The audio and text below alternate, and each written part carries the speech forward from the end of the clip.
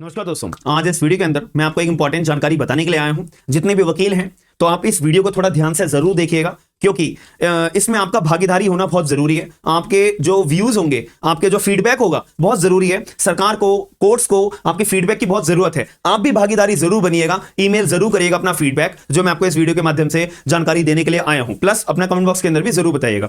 यहां पे 2021 के अंदर एक सरकार के द्वारा नोटिफिकेशन जारी करी गई थी। देखिए, ministry of law and justice अभी 2025 के अंदर भी एक नोटिफिकेशन बहुत जरूरी जारी करी गई है, इसके बारे में भी बात करेंगे। तो इसमें सरकार के द्वारा एक इनिशिएटिव लिया गया था कि हमें जो है ना सेंट्रल स्पॉन्सर्ड स्कीम, जिसको शॉर्ट फॉर्म में CSS का नाम दिया गया है। तो यहां पे सरकार ने इनिशिएटिव ये लिया था कि हमें जो है डिस्ट्रिक्ट कोर्ट्स का, मैं डिस्ट्रिक्ट कोर्ट की बात कर रहा हूं, हमें जो है डिस्ट्रिक्ट कोर्ट का इंफ्रास्ट्रक्चर बदलना चाहिए, सुधारना चाहिए। लॉयर्स के लिए हॉल बनाने चाहिए, लाइब्रेरीज बनानी चाहिए, कंप्यूटर्स के रूम बनाने चाहिए ताकि वो रिसर्च वर्क भी अपना कर पाए, और वाईफाई की फैसिलिटीज भी देनी चाहिए, टॉयलेट के कॉम्प्लेक्सेस बनाने चाहिए। जितना ज्यादा डेवलपमेंट हम कर पाए करना चाहिए। इसके लिए सरकार ने फंड्स भी अलॉट करे थे और बहुत स्टेट के अंदर अपना इनिशिएटिव लिया भी गया है और डेवलपमेंट हुआ भी है। और दिल्ली के अंदर भी बात करी जाए तो बहुत सारे कोर्ट्स अपने अच्छे खासे डेवलप्ड हो चुके हैं इंफ्रास्ट्रक्चर वाइज। अब यहां पर क्या करा गया है, इलाहाबाद हाईकोर्ट के द्वारा अपना एक बहुत इंपॉर्टेंट यहां पे जानकारी दी गई है। मैं आपको शो कर देता हूं, ये देखिए, ये ईमेल है। यहां पे क्या करा है, registrar general high court of judicature at Allahabad, यानी कि इलाहाबाद हाईकोर्ट के द्वारा ईमेल करा गया है सारे के सारे डिस्ट्रिक्ट कोर्ट्स को, जो उत्तर प्रदेश के अंदर जितने भी डिस्ट्रिक्ट कोर्ट हैं सभी को यहां पे ईमेल करा गया है। जितने भी डिस्ट्रिक्ट कोर्ट हैं, सेशन जज हैं, डिस्ट्रिक्ट जज हैं, सभी को यहां पे ईमेल करा गया है। किस चीज के लिए?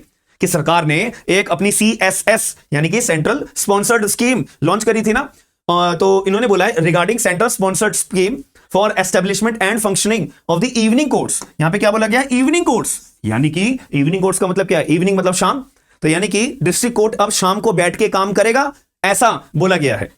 कि अगर मान लेते हैं कि हमें डिस्ट्रिक्ट कोर्ट को अगर शाम को बैठ के काम करना पड़े, शाम को बैठ के कोर्ट चलनी पड़े, तो ऐसे केस में क्या चलाया जा सकता है?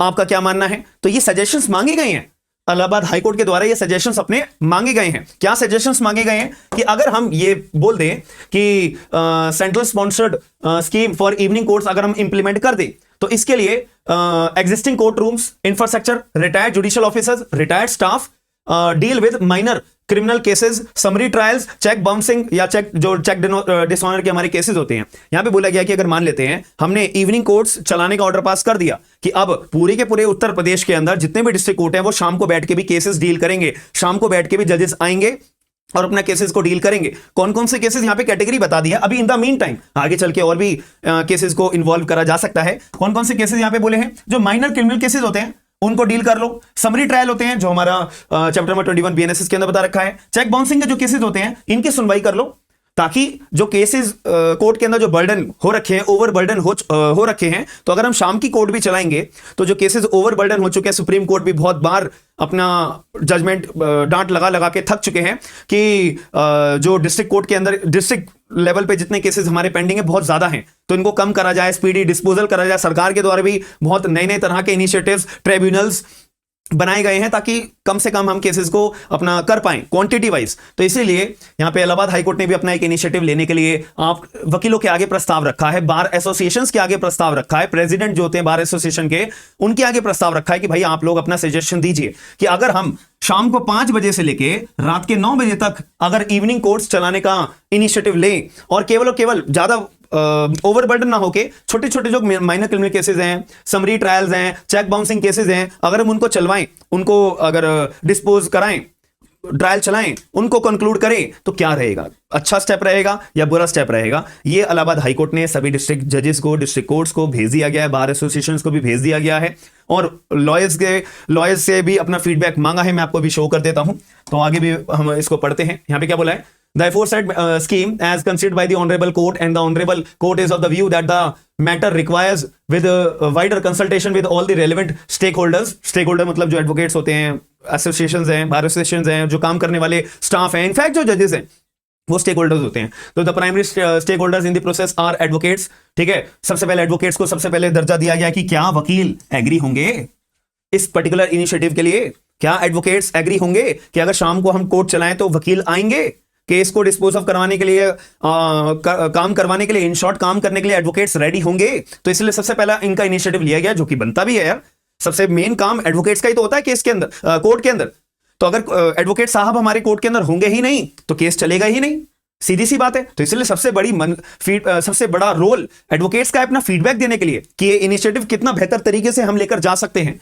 तो इसलिए therefore it has been directed that the report regarding opinion feedback of the advocates for working in the proposed evening courts be stored for the bar association of the already district। इसमें यही बात बोली है कि भैया सबसे पहली बात हमें एडवोकेट्स का फीडबैक चाहिए, एडवोकेट्स की ओपिनियन चाहिए। तो जो एडवोकेट्स अपनी ओपिनियन देना चाहते हैं वो दे सकते हैं। कैसे देंगे मैं आपको बताऊंगा अभी।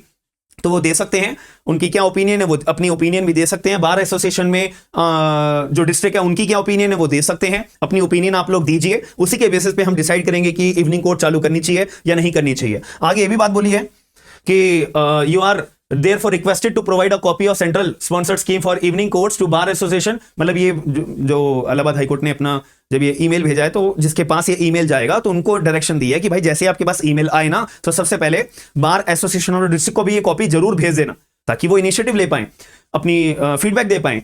तो therefore furnish the opinion feedback of the court through email only on email ID। तो ये ईमेल आईडी ही के जरिए ही आपको अपना फीडबैक देना है।